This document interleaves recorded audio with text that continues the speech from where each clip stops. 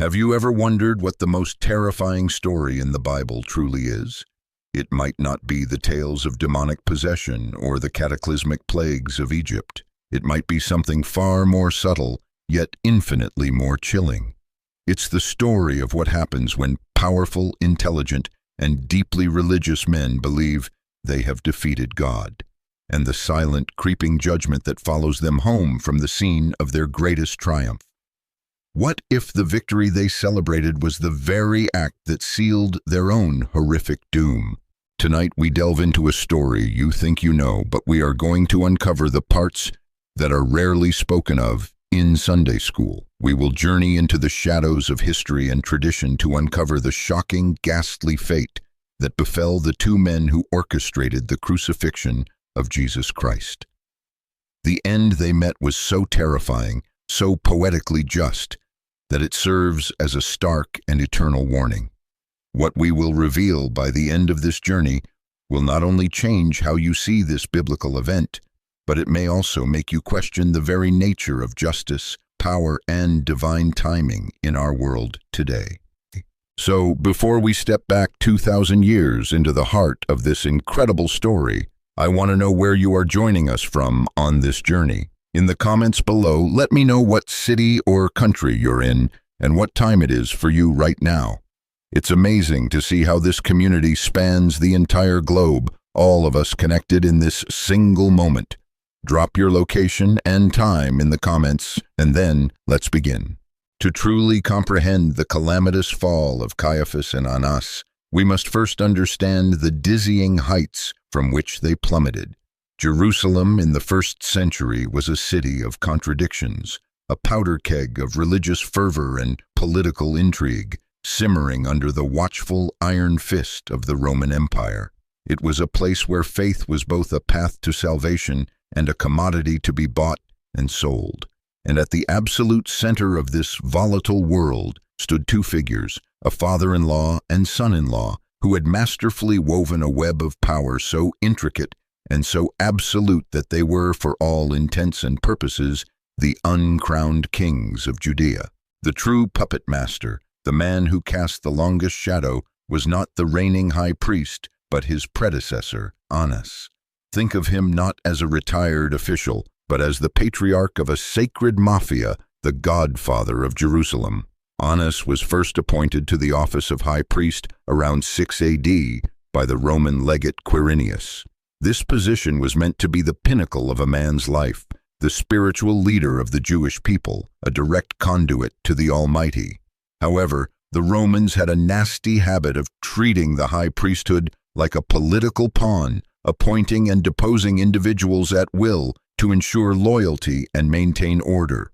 In 15 AD, the prefect Valerius Gratus stripped Annas of his title, an act that should have relegated him to the footnotes of history. But Annas was far too shrewd, too ambitious to simply fade away. He understood that a title was temporary, but influence, if cultivated correctly, could be eternal. Instead of retiring into obscurity, he retreated into the shadows and began to build an empire more powerful and more durable than any official appointment. He orchestrated a breathtaking act of dynastic succession. He managed, through a combination of immense wealth, political cunning, and backroom dealings with Rome, to have no fewer than five of his own sons appointed to the high priesthood. One after another, the sons of Annas wore the sacred vestments, but everyone in the corridors of power knew who was truly pulling the strings. It was a dynasty built not on divine right, but on cold, hard political calculation. His masterstroke, however, was the installation of his son-in-law Joseph Caiaphas into the role. Around 18 AD, Caiaphas became the high priest, and he would go on to hold this title for an unprecedented 18 years, longer than anyone before him under Roman rule. On the surface, Caiaphas was the face of religious authority. He was the one who presided over the Sanhedrin, the one who entered the Holy of Holies on the Day of Atonement. But behind every decision, every edict, every judgment, was the whispering counsel of Annas. Caiaphas was the hand, but Annas was the will. Together they formed a duumvirate of absolute power, their family's influence cemented over the holy city for decades. But where did the wealth to sustain such an empire of influence come from? It flowed from the very heart of Jewish worship, the temple itself. For Annas and his family, the house of God was not merely a place of prayer. It was a personal business, a divinely sanctioned commercial enterprise. They had engineered a system of spiritual extortion that was both brilliant and blasphemous. Imagine a devout pilgrim, a farmer from a distant village in Galilee, who had saved for an entire year to make the journey to Jerusalem for Passover. He has traveled for weeks, his heart filled with a desire to honor God and atone for his sins. He arrives at the magnificent Temple Mount, awestruck by its grandeur. But as he enters the outer courts, the court of the Gentiles, his spiritual awe is immediately confronted by the clamor of a bustling marketplace. This was no ordinary market. This was the bazaars of the sons of Annas. His first obstacle? The money changers. The Roman coins in his pouch, bearing the graven image of the emperor, were considered idolatrous and unfit for the temple treasury. To purchase a sacrificial animal or pay the temple tax, he needed a special currency, the Tyrian shekel. And who controlled the exchange booths? The family of Annas, of course. They set exorbitant exchange rates, taking a hefty commission from every single transaction, skimming profit from the piety of the faithful. Next, the farmer needs an animal for his sacrifice, a dove, a lamb, a goat. The law of Moses was explicit. The animal had to be without blemish. Temple inspectors, conveniently on the payroll of the priestly family, would meticulously examine any animal a pilgrim brought from their own flock, almost always finding some minuscule disqualifying flaw. The pilgrim's only recourse was to purchase a pre-approved, unblemished animal from the temple vendors.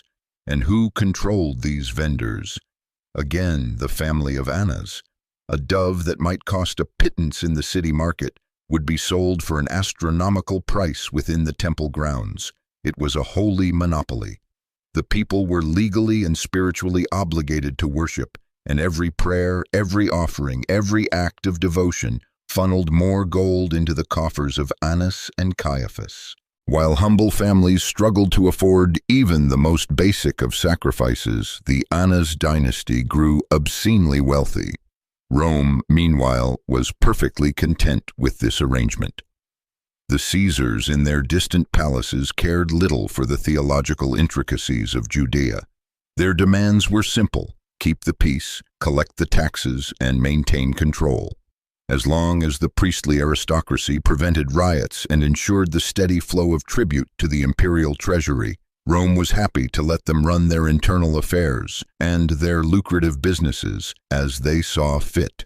It was a perfect system for those at the top, a seamless fusion of religious authority and commercial greed. They had built an unshakable kingdom. They were the gatekeepers to God, and they charged a handsome fee for passage. They believed their position was untouchable, their wealth secure, their dynasty eternal.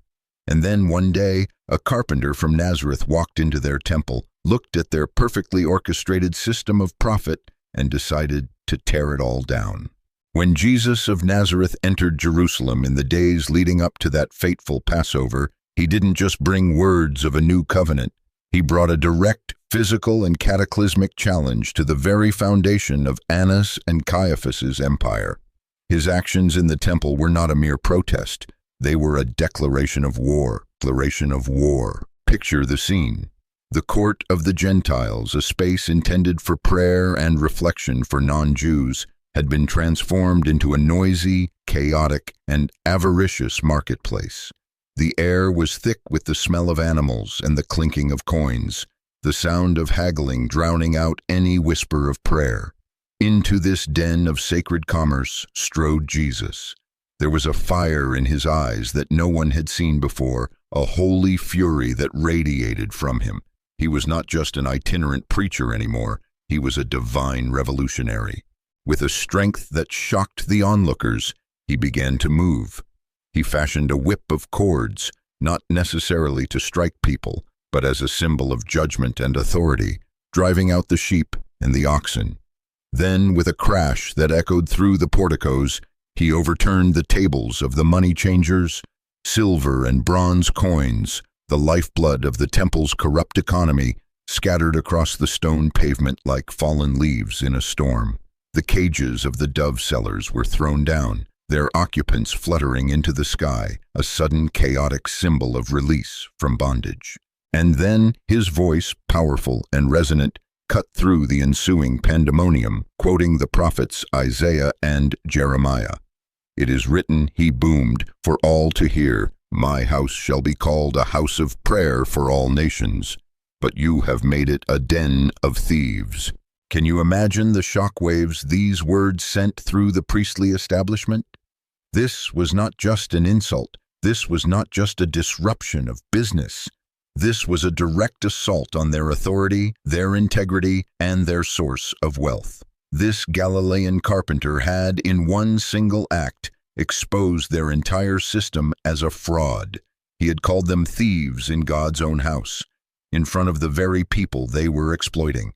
Worse still, the people were listening. The common folk, the poor, the devout, who had long felt the sting of the priest's greed, saw a champion in Jesus. They didn't just hear his words, they saw his power. They flocked to him, hung on his teachings, and hailed him as a prophet, perhaps even the Messiah.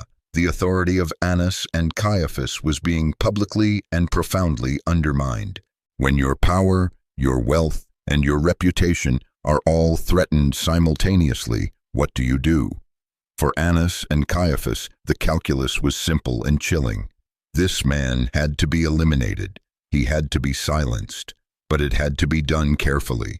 Jesus was popular. A public arrest during the Passover festival, when Jerusalem was swollen with pilgrims, could easily ignite a riot. A riot would bring down the full, brutal force of the Roman garrison, and Pilate would hold them, the high priests, responsible for the failure to keep the peace. Their carefully negotiated arrangement with Rome would be shattered. They needed a solution that was quiet, swift, and seemingly legal. They needed to get rid of this Galilean problem without making him a martyr in the process. And so, in the dead of night, in the secretive chambers of their opulent homes, they hatched their plan. A secret arrest, a rigged trial, a handful of false witnesses, a quick condemnation. They would then use the Romans to carry out the execution, keeping their own hands technically clean of the blood. It seemed easy, simple, a problem solved. But in their arrogance, in their blind focus on protecting their earthly kingdom, they failed to comprehend a fundamental truth. They weren't just plotting against a troublesome preacher from a backwater town. They were conspiring against the very plan of God, a plan set in motion before the foundations of the world. They believed they were silencing a man, but in reality, they were pulling the trigger on a series of events that would not only bring about the salvation of mankind, but would also lead to the utter and terrifying unraveling of their own empire, culminating in a fate far worse than any they could have possibly imagined. Take a moment to let that sink in. Annas and Caiaphas were more devoted to their wealth and power than to recognizing the Son of God standing right in front of them. In their eyes, their earthly position was more valuable than eternal salvation. They thought they could dispose of Jesus without consequence, but in reality, they were digging their own graves. If you have ever felt the protective hand of God in your own life amidst opposition, take a moment to leave a comment below with the phrase, "God defends the innocent." Your words are a testament to his faithfulness and may be the very encouragement someone else needs to hear today. Just as God stood with his Son, he stands with those who hold fast to their faith, even when powerful forces rise against them. We will lift every one of your comments in prayer, knowing your story could be the light that guides someone else through their darkest hour. Throughout history, God has always shielded his followers, but he has also ensured that those who stand in opposition to his divine will ultimately face the consequences of their actions. Annas and Caiaphas were about to learn this truth in the most devastating way imaginable. Their punishment would not be a simple political setback. It would be a profound lesson in divine justice, a lesson that would crash down upon them when they least expected it, in the dark, desperate hours of a trial that would change the world forever. Have you ever wondered what truly transpired in those dark, fatal hours when Jesus stood before his accusers? The trial that would seal his fate and alter the course of human history was, in itself, a grotesque mockery of justice, a flagrant violation of nearly every sacred law the accusers themselves claimed to uphold. Let us step into that dimly lit room where Annas and Caiaphas believed no one of consequence was watching, and witness how their desperate, illegal attempts to condemn Jesus would become the very indictment that led to their own downfall. Jewish law, the revered law of Moses and the subsequent rabbinic traditions, was meticulously clear about capital trials. They could only take place during daylight hours to ensure clarity and prevent rushed judgments made under the cover of darkness. They were expressly forbidden on the Sabbath or during a holy festival like Passover. The accused was guaranteed a proper defense and, crucially, a conviction for a capital crime required the concurring testimony of at least 2 witnesses whose accounts had to match perfectly. But on that night, Annas and Caiaphas cared nothing for the law. They cared only for a result. They wanted Jesus condemned, and they wanted it done before the sun rose and the festival crowds awoke. Imagine the scene. Jesus, his hands bound, is dragged through the silent, sleeping streets of Jerusalem, not to a formal courtroom, but to the private residence of the high priest. The room is illuminated by the nervous flicker of oil lamps, casting long, dancing shadows on the faces of the Sanhedrin members who have been hastily assembled. This was not a court of law. It was a conspiracy in session. There were no formal charges read, no defense counsel present. There were only powerful men, cloaked in darkness, hungry for a verdict. "Bring in the witnesses," Caiaphas likely commanded, his voice sharp with urgency. One by one, a parade of individuals, likely bribed or coerced, came forward to testify against Jesus. But something strange, something unexpected began to happen. Their stories didn't align. The foundation of the prosecution's case was crumbling before it could even be built. He said he would destroy this temple made with hands, and in 3 days build another, not made with hands, one witness might have claimed, but another would contradict him, saying, "No, that's not what he said. He spoke of the temple of his body." With each conflicting testimony, the frustration in the room must have mounted. Caiaphas's plan was unraveling. Time was slipping away. The first hints of dawn would soon be on the horizon. And through it all, Jesus remained silent. He offered no defense. He mounted no argument. He did not plead for his life. His silence was deafening. It was more unnerving, more powerful than any rebuttal could ever be. It spoke of a sovereignty and a peace that was utterly alien to the frantic, power-hungry men judging him. You can almost picture Caiaphas pacing, his carefully laid plans dissolving into chaos before his very eyes. In a moment of sheer desperation, Caiaphas shatters another sacred law. The judge was forbidden from acting as a direct interrogator, from trying to solicit a self-incriminating confession from the accused. But Caiaphas, his patience gone, strode before Jesus. His voice rose, laced with fury and frustration. "I charge you under oath by the living God. Tell us if you are the Messiah, the Son of God." The room fell into a tense, breathless hush. Every eye was fixed on the silent Galilean. Jesus looked directly at his accuser, his gaze steady and unflinching. His words, when they came, were calm, deliberate, yet they carried the weight of all eternity. "You have said so," he replied, a Hebrew idiom meaning, "Yes, I am. But I say to all of you, from now on you will see the Son of Man sitting at the right hand of the Mighty One and coming on the clouds of heaven." A collective gasp echoed through the chamber. Every man present knew exactly what Jesus had just done. He was not just claiming to be the Messiah. He was directly quoting from the prophet Daniel, a famous prophecy about a divine, eternal figure who would be given all authority and glory. He was claiming equality with God himself. In that instant, Caiaphas saw his opportunity. He performed a dramatic, theatrical gesture of horror. He rent his priestly robes, an act strictly forbidden by the law for a high priest in mourning or distress. "He has spoken blasphemy," he cried out. "Why do we need any more witnesses? Look, now you have heard the blasphemy." But here is the profound divine irony. What Caiaphas and the others failed to realize in their blind haste to condemn Jesus was that they were, at that very moment, fulfilling ancient prophecies written centuries before they were born. The prophet Isaiah had foretold that the Messiah would be oppressed and afflicted, yet he did not open his mouth. He was led like a lamb to the slaughter. The very silence of Jesus, his calm demeanor, his final powerful declaration, it all aligned perfectly with the scriptures they claimed to revere.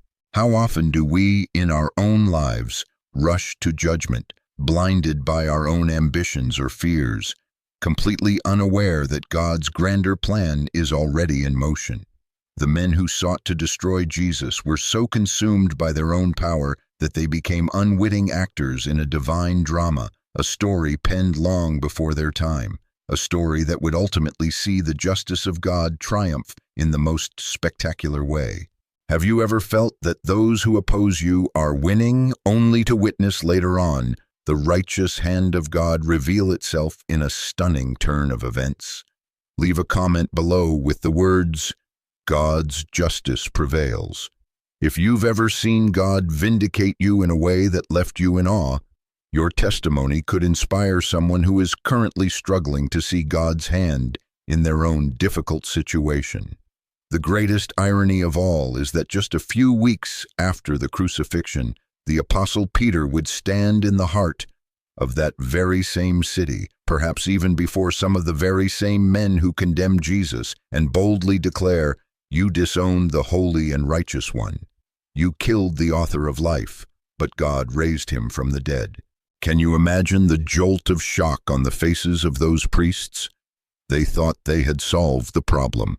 They believed the nails, the wood of the cross, and the heavy stone of the sealed tomb would be enough to silence this troublesome Galilean forever. But as Jesus drew his final breath on that hill called Golgotha, a series of strange and terrifying events began to unfold, events that would send an icy chill of dread down the spines of Annas and Caiaphas, the men who believed their power was absolute.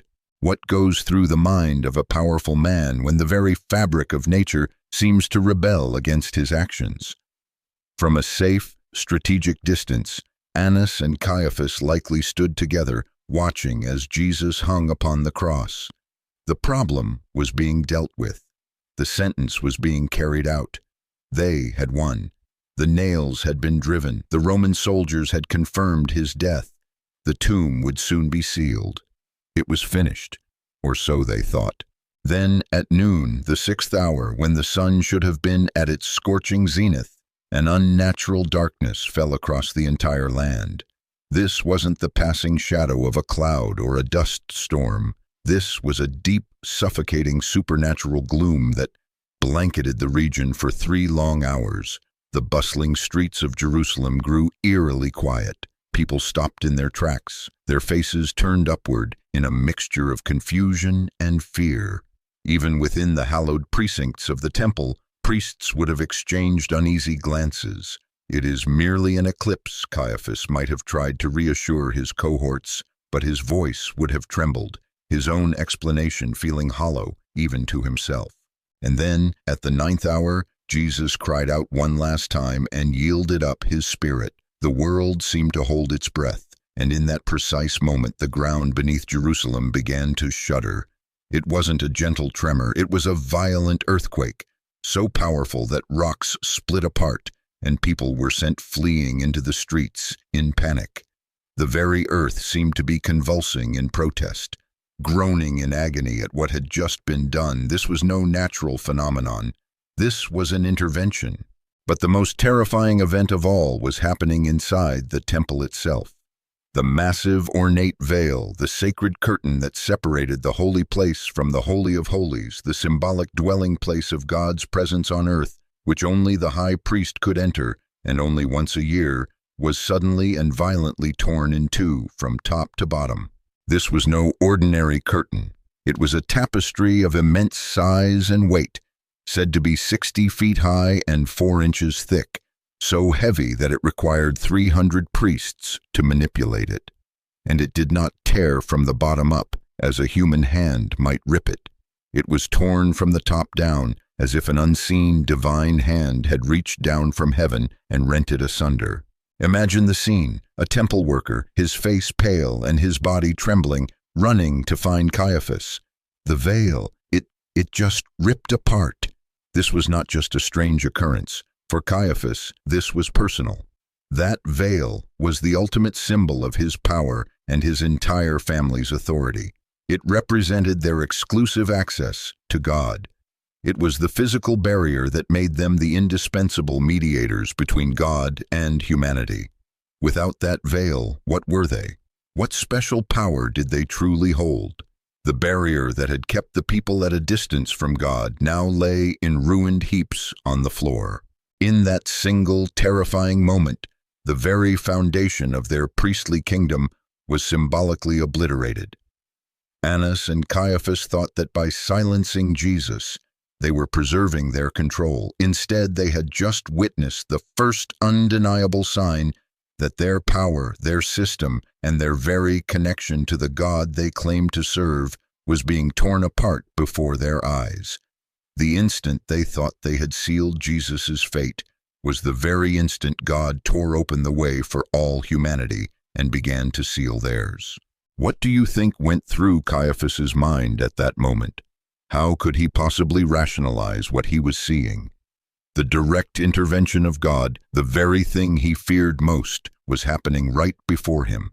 Perhaps, in that chilling instant, a sliver of terrifying understanding pierced his arrogant heart. The power he had fought so desperately to protect was already gone, and this time there was nothing he could do to stop it.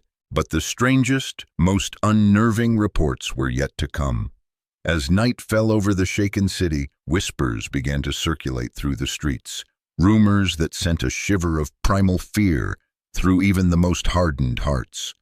People who had been dead and buried, righteous men and women known to many in the city, were suddenly being seen alive walking through Jerusalem.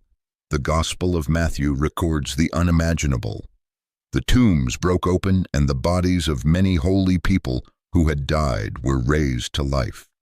They came out of the tombs after Jesus' resurrection and went into the holy city and appeared to many people.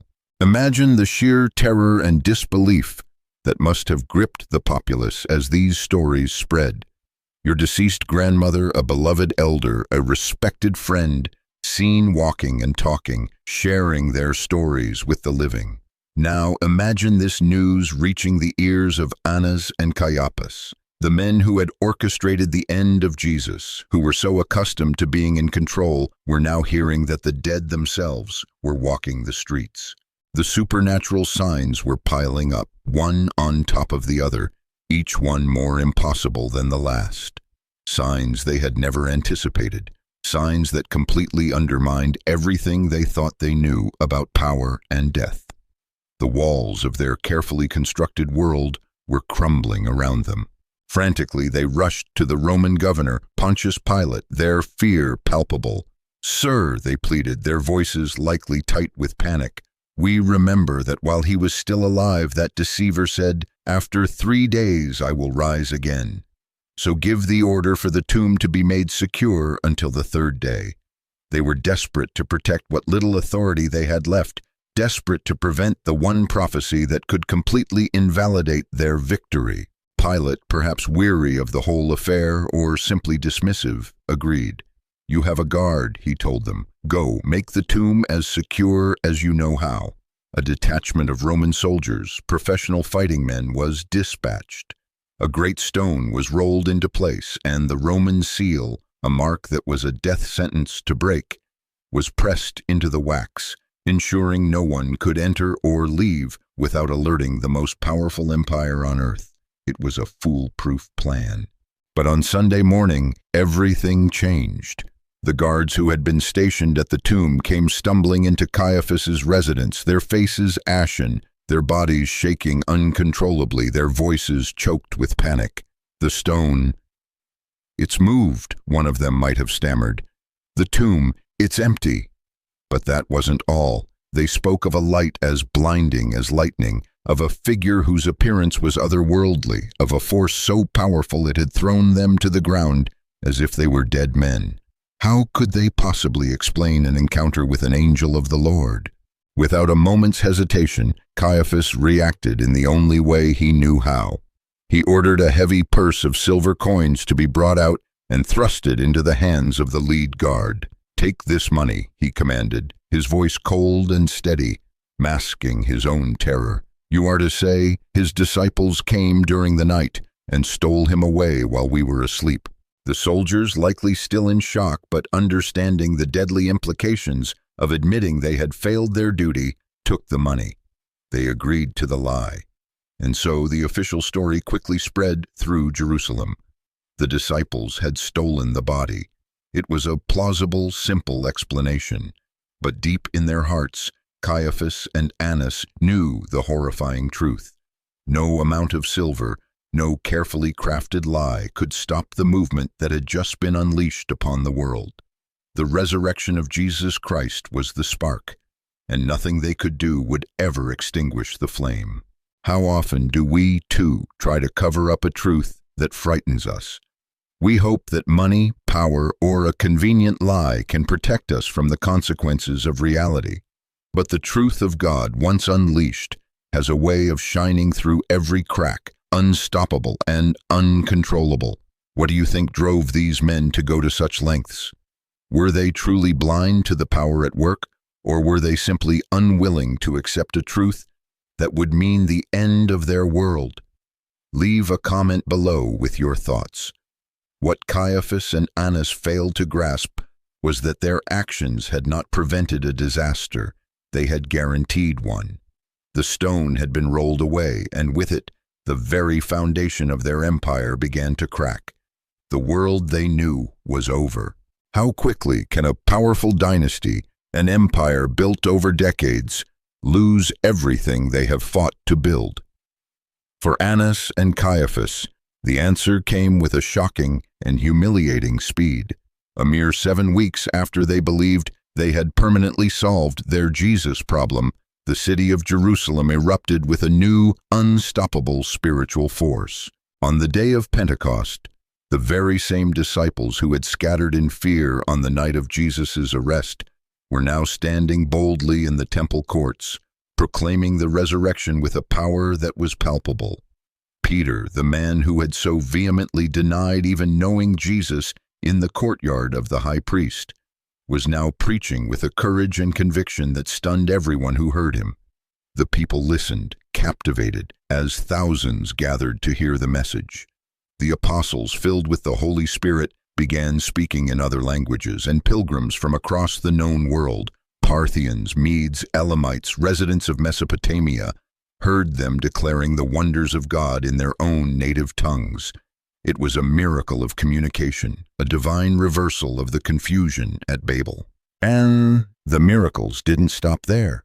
A man lame from birth, who had begged for alms at the temple gate called Beautiful for years, was suddenly and completely healed in the name of Jesus Christ.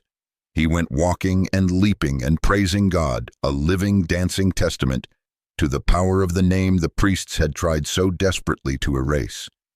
The crowds, witnessing this undeniable miracle, were filled with wonder and amazement.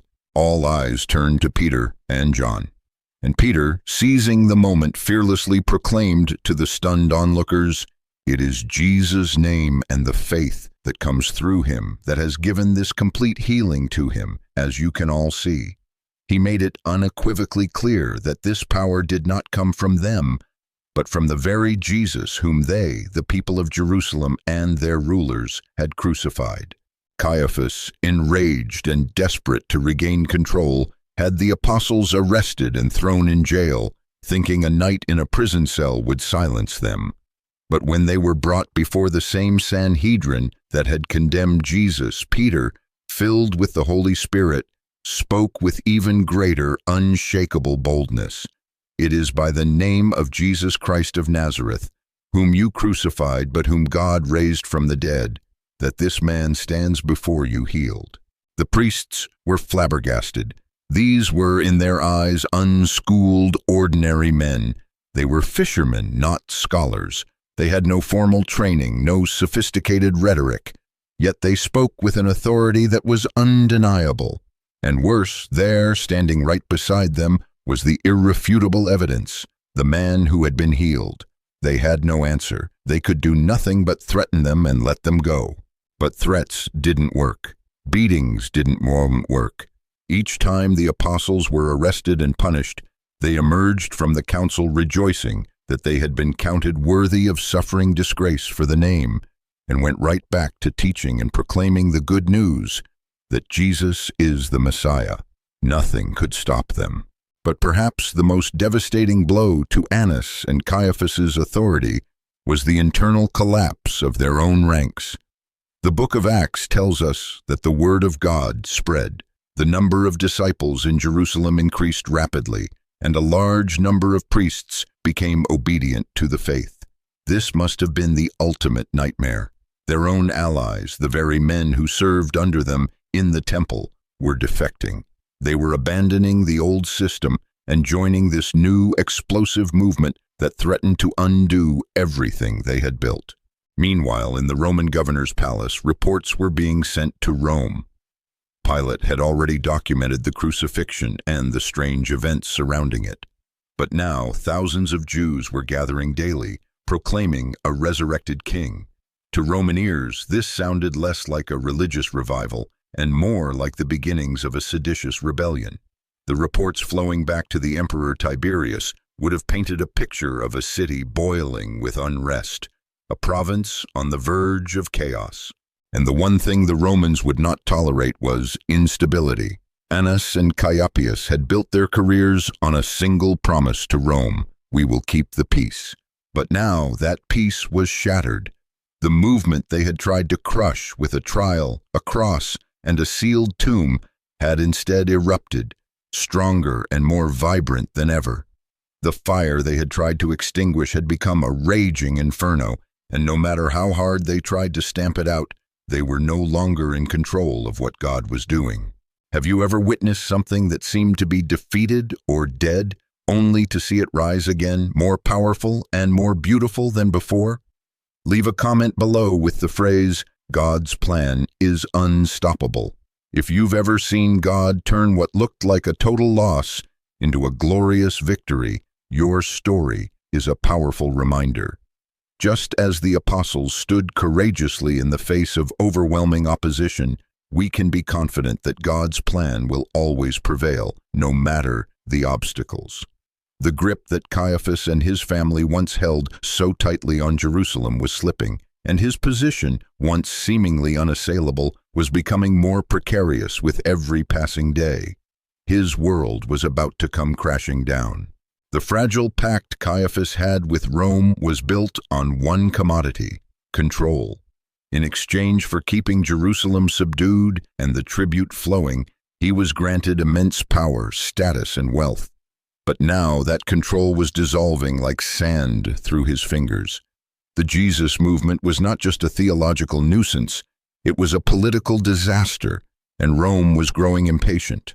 Then, in 36 AD, a full 18 years after Caiaphas had first donned the robes of the high priest, his world imploded. Lucius Vitellius, the formidable Roman governor of Syria, and a man with direct authority over Judea, arrived in Jerusalem. Vitellius was a pragmatist, a servant of the emperor, and he had seen enough. He observed the simmering unrest, the growing influence of the Nazarenes, and the clear inability of the current high priest to manage the situation. In one swift, decisive, and publicly humiliating move, Vitellius stripped Caiaphas of his office, the powerful son-in-law of Annas. The man who had presided over the most consequential trial in history was unceremoniously deposed. The man who had dramatically torn his own robes in a display of righteous fury now had his sacred vestments torn from him by a pagan governor. The judge was now the one being judged, and he was found wanting. With Caiaphas gone, Rome tightened its grip. The special privileges that the Annas dynasty had enjoyed for decades began to evaporate. The authority they once wielded over the temple treasury and the appointment of priests was curtailed. The family that had ruled the religious life of Jerusalem for a generation watched helplessly as their empire crumbled, piece by painful piece. What had once seemed an eternal dynasty was now just a fading memory. For Caiaphas, the humiliation was not over. Historical accounts suggest that he, along with others, was eventually summoned to Rome to answer for his failures. Imagine the scene. The man who once commanded others with an iron fist, now bound in chains, a political prisoner forced to make the long journey to the heart of the empire he had tried to serve. He was no longer a powerful priest. He was a failed puppet, about to explain himself to an emperor who had no patience for incompetence. The man who had dictated the fate of Jesus now found his own fate resting in the hands of men far more powerful than he. But political disgrace was only the beginning of their torment. What Annas and Caiaphas never truly grasped was that their power had always been an illusion, a temporary loan from a foreign occupier. They thought they could control the narrative, silence the truth, and secure their legacy. But the plan of God cannot be thwarted by political maneuvering or human ambition. The fall of Caiaphas and his family stands as an eternal testament to how quickly human power can vanish, especially when it dares to stand in opposition to the will of God. What happens when the walls we build around ourselves, walls of wealth, status, and power, begin to crumble? How do we respond when the world we trusted for our security simply disappears? Annas and Caiaphas were learning in the most brutal way that no amount of power, no matter how deeply entrenched, could withstand the sovereign hand of God. Their political fall was complete, but what followed in the shadows of history and tradition was a fate far more personal and far more terrifying. What if your name was to become eternally synonymous with a gruesome, haunting end? For Annas and Caiaphas, this became their dark legacy. The stories of their deaths, passed down through early Christian communities, spread like wildfire, serving as potent and chilling illustrations of God's relentless justice. While these accounts are found in extra-biblical traditions, like the Acts of Pilate, they reflect the profound belief of the early church that the men who condemned Jesus did not escape divine retribution. Ancient Christian writings paint a truly horrific picture of what befell Annas after his family's fall from power. According to these traditions, the once mighty patriarch was arrested and slated for transport to Rome, but his captors employed a uniquely cruel method of restraint. They wrapped him tightly in a freshly flayed cowhide. This material has a peculiar and terrible property. As it dries under the heat of the sun, it shrinks dramatically and with immense force. As the journey dragged on under the blistering Middle Eastern sun, the rawhide began to constrict. Slowly, inexorably, hour by agonizing hour, the leather tightened its grip. What began as an uncomfortable binding soon transformed into an instrument of pure torture.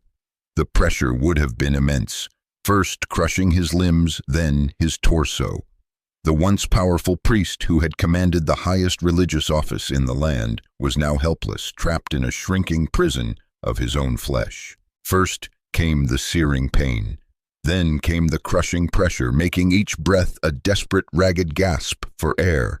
The accounts speak of the sheer horror of his final moments, his body slowly being suffocated, his bones likely breaking under the relentless constriction. Annas, the man who had wielded so much authority, died alone, far from his home, in unimaginable agony. His end was not a swift execution, but a slow, horrifying process of being crushed to death by the very bonds that held him. His death, for the early Christians who told this story, was not just a tragic accident, it was a divine reckoning. It was a punishment so perfectly poetically fitting that it echoed through the generations. The man who had ensnared so many in his web of financial and political control was himself ensnared, trapped, and destroyed. The man who had judged others with such cruelty now met a fate that mirrored the suffocating nature of his own reign. The fall of Annas serves as a terrifying reminder of how swiftly the mighty can fall when they set themselves against the purposes of God. Their names, once spoken with fear and reverence, would now be forever linked to judgment and divine vengeance. How does it feel to know that your legacy will be forever defined by the consequences of your worst actions? How does one reconcile the immense power they once held with the inescapable justice that follows those who abuse it? While the end of Annas was one of physical brutality, the fate reserved for Caiaphas, according to these same early traditions, was a different yet equally disturbing kind of hell. It was a slow decay of the soul, a descent into an emotional and spiritual abyss from which there was no escape.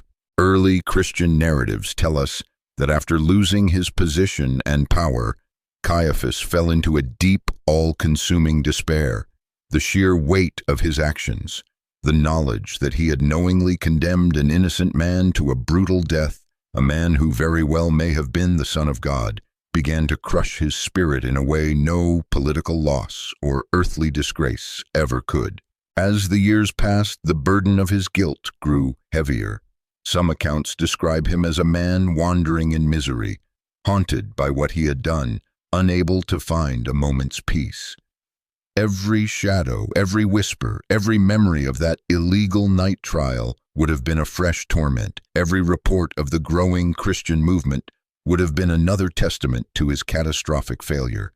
He was trapped in a prison of his own making, not of leather, but of conscience. And finally, unable to escape the relentless guilt and the ghosts of his past, he took his own life. The man who held the power of life and death over others, who had so arrogantly declared Jesus worthy of death, ultimately pronounced that same sentence upon himself. His end was not at the hands of a Roman soldier or a cruel captor, but at his own hand, driven by a despair so profound that it extinguished all hope. The early Christians saw in these fates a terrible and divine symmetry. "These are the men who condemned our Lord to death on a cross," they would whisper to one another.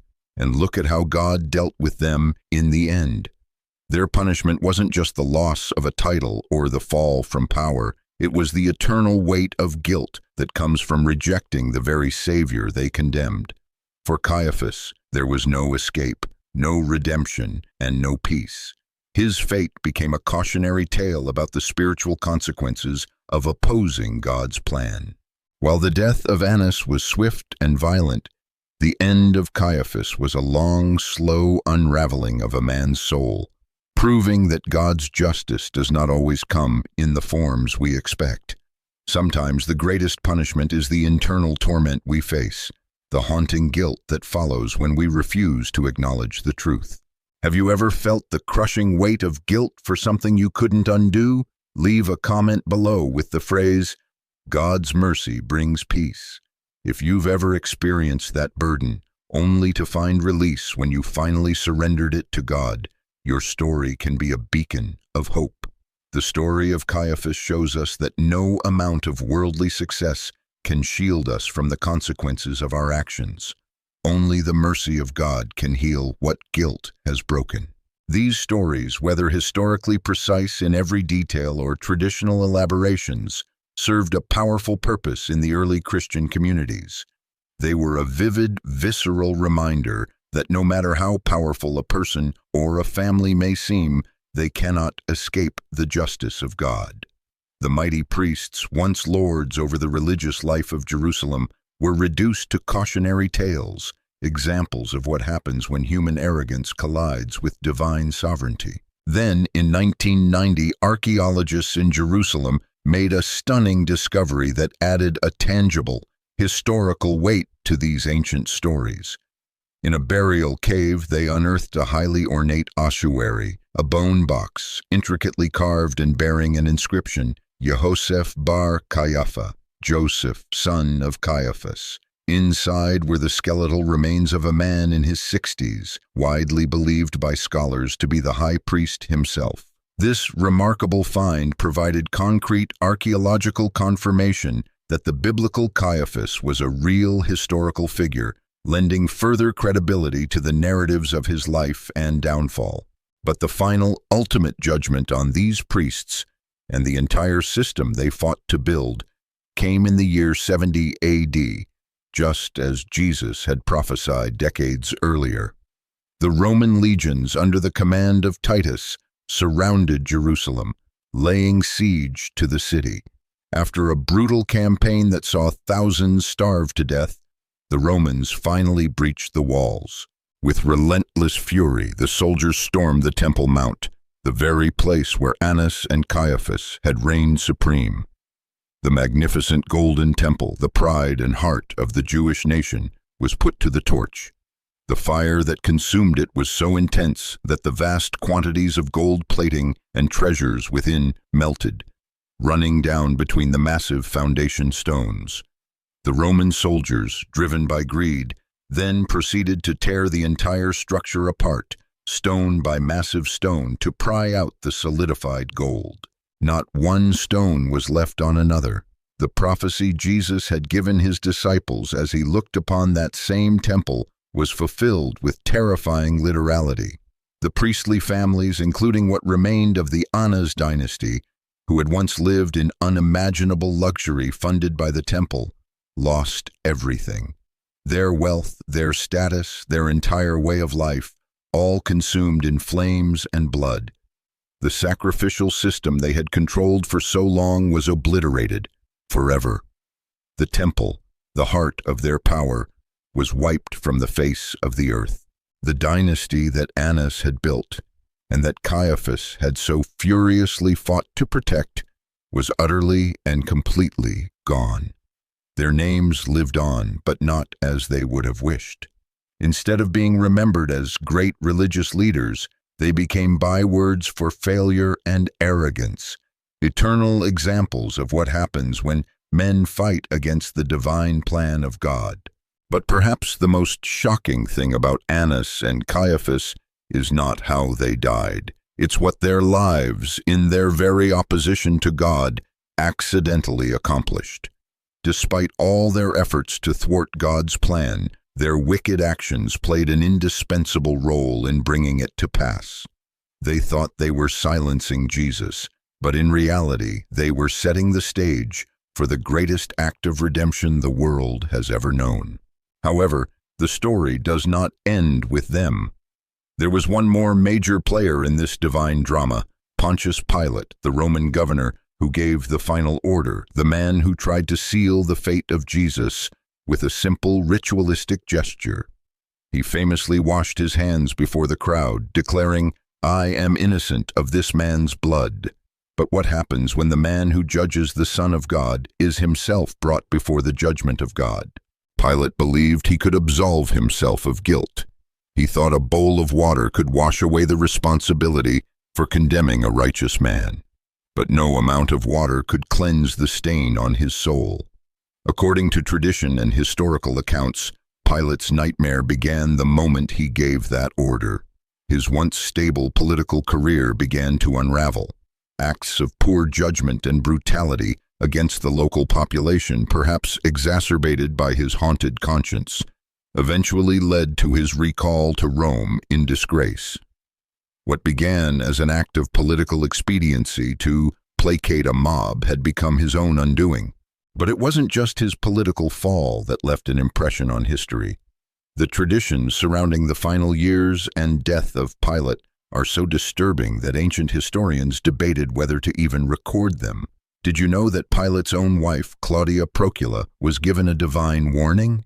The Gospel of Matthew records that she sent an urgent message to him while he sat on the judgment seat. "Don't have anything to do with that innocent man," she pleaded, "for I have suffered a great deal today in a dream because of him." Pilate, consumed by his fear of the crowd and his desire to protect his career, ignored the supernatural warning, sealing his own fate. The accounts of his death vary, but they are all grim. One tradition, reported by the historian Eusebius, claims that he was exiled to Gaul, modern-day France, where he was so tormented by his misfortunes and his conscience that he, like Caiaphas, eventually took his own life. Another legend tells a more ghastly tale, that after his death his body was thrown into the Tiber River in Rome, but the waters were so disturbed by evil spirits that they would not accept it. It was then taken and thrown into the Rhone River with the same result. Finally, it was taken to a remote, desolate mountain lake in the Alps, a place that to this day is known as Mount Pilatus, where his restless, tormented spirit is said to haunt the waters. Imagine the terror of Pilate's existence, the man who stood face to face with the author of truth and arrogantly asked, "What is truth?"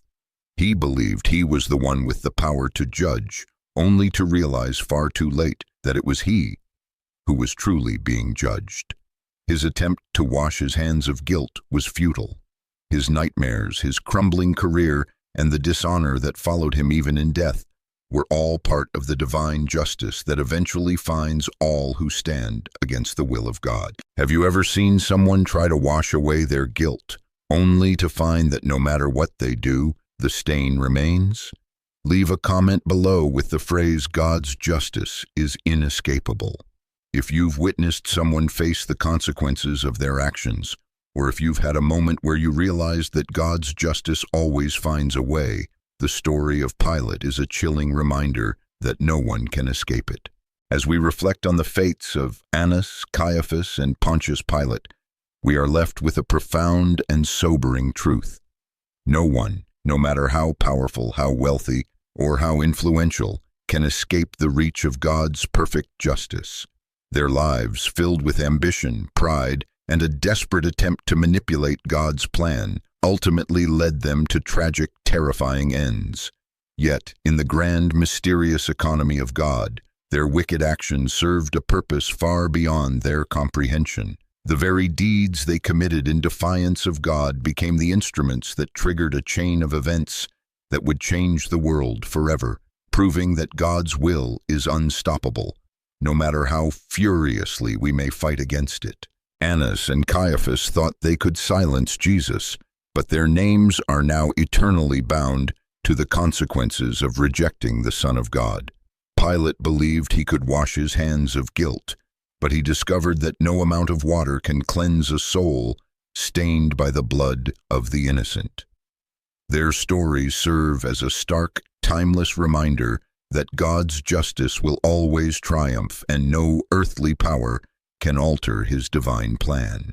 But here is the most beautiful part of the message hidden within their downfall.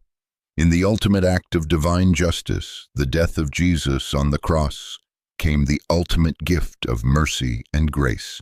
While these men faced judgment for their actions, Jesus took upon himself the punishment that all of humanity deserved, offering forgiveness and redemption to any and all who would accept it. His sacrifice transformed the world's greatest injustice into the world's greatest act of love. So, as we close this chapter of history, let us carry this lesson forward. Let us remember that no matter the challenges we face or the power others seem to wield, God's plan is greater and his justice is perfect. Let us seek to align our lives with his will, secure in the knowledge that his grace is bigger than any mistake we have made, and his justice is both perfectly fair and profoundly merciful. Thank you for joining us on this deep dive into one of history's most compelling stories. The Bible is filled with these incredible accounts of power, faith, and divine intervention, and we are passionate about uncovering the lessons they hold for us today. If this story has moved you, if it has made you think, and if you are hungry for more content that explores the depths of Scripture and faith in this way, then I invite you to become part of our community. Please consider subscribing to our channel and turning on notifications. We have so much more to explore together, and we would be honored to have you with us on the journey. Until next time, may you walk in the truth of his unfailing plan.